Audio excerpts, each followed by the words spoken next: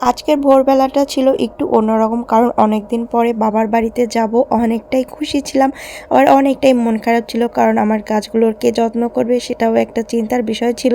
যদিও আসসালামু আলাইকুম এভরিওয়ান, সবাই কেমন আছেন? আশা করি সবাই অনেক বেশি ভালো আছেন। তো নতুন একটি ব্লগ ভিডিও নিয়ে আপনাদের সামনে চলে আসলাম, আশা করি সবার ভালো লাগবে। আমার হাজব্যান্ড বাসায় থাকবে, সেই যত্ন নিবে, তারপরও আমি তো আর যত্ন নিতে পারবো না, খুবই মিস করব গাছগুলো।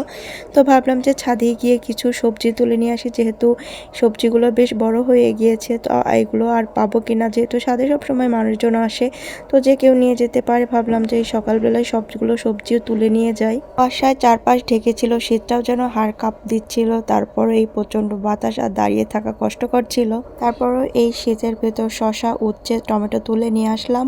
এদিকে 8:30টার দিকে আমাদের বাস ছিল, আমরা ঠিক সময় মতো পৌঁছে গিয়েছিলাম, আর সময় মতো বাসও ছেড়ে দিয়েছিল। আমি, আমার ছেলে আর আমার বোন আমরা রওনা দিলাম গ্রামের বাড়ির পথে। মাঝপথে 25 মিনিটের জন্য বাস থামানো হলো, সবাই নেমে নাস্তা করায় ব্যস্তময় মেতে উঠল। এখান থেকে আরাবের জন্য চিপস আর কেক কিনে দিলাম, খুশিতে ওর চোখ দুটো চকচক করে উঠল। আর আমরা দুই বোন দাঁড়িয়ে কফি খেলাম। ভ্রমণের ক্লান্তির মাঝে সেই কফির কাপে ছিল আলাদা স্বাদ। কিছুক্ষণ পর আবার বাস ছেড়ে দিল, আর আরাব তো বাসে উঠেই ঘুমিয়ে পড়ল। সে তো আস্তে আস্তে পুরো রাস্তায় প্রায় ঘুমাতে ঘুমাতে এসেছিল। আর আরাব তো নানু বাড়ি যাবে বলে অনেক বেশি খুশি ছিল। এদিকে প্রচণ্ড পরিমাণে বাতাস হচ্ছিল, যার কারণের জন্য খুব বেশি শীত লাগছিল। বাসের ভিতরে যদিও তেমন একটা শীত লাগছিল না, কিন্তু বাইরে দাঁড়াতে পারছিলাম না, কারণ প্রচণ্ড পরিমাণে শীত লাগছিল।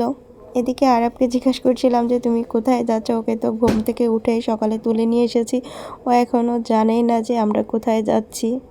যেহেতু আমাদের বাসটা একদম সকালের দিকেই ছিল, তো ঘুমিয়েই ছিল, ঘুম থেকে তুলে ওকে নিয়ে চলে এসেছিলাম।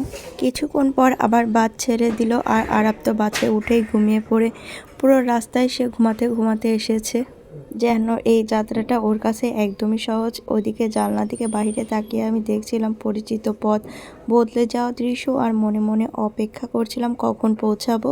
বাবার বাড়ি পৌঁছাতে প্রায় 4:30 বেজে গিয়েছিল। রাস্তায় তেমন কোনো জ্যাম ছিল না, তারপরও প্রায় 4:30টার দিকে আমরা পৌঁছেছিলাম। যেহেতু মাঝে মাঝে বাস অনেকটা সময় বিরতি নিয়েছিল, তার কারণের জন্য অনেকটা লেট হয়ে গিয়েছিল। তা না হলে হয়তোবা অনেক আগেই পৌঁছে যেতাম। ইহান তো আগেই নানু বাড়িতে ছিল, অনেকদিন পর ভাইকে দেখে ইহান তো অনেক বেশি খুশি হয়ে গিয়েছিল, যেন তার আনন্দ আর ধরছিলই না। অনেকদিন পর আম্মুর হাতে রান্না খাওয়ার সুযোগ হয়েছিল। আম্মু আমাদের জন্য গরুর মাংস রান্না করেছিল। সত্যি বলতে কি, এই স্বাদটা আলাদা। এর মধ্যে শুধু মশলা রান্না নয়, মায়ের হাতের ভালোবাসাও মিশে আছে। খাওয়া শেষ করে আমি বোনদের সাথে বাইরে চলে গেলাম, গিয়ে দেখলাম যে ওরা ব্যাডমিন্টন খেলছে।